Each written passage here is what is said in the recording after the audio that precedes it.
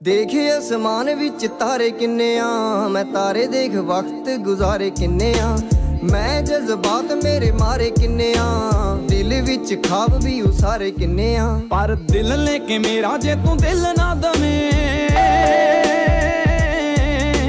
ਦਿਲ ਲੈ ਕੇ ਮੇਰਾ ਜੇ ਤੂੰ ਦਿਲ ਨਾ ਦਵੇਂ, ਕਾਹਦਾ ਸਾਲਾ ਪਿਆਰੇ ਵਪਾਰ ਹੋ ਗਿਆ।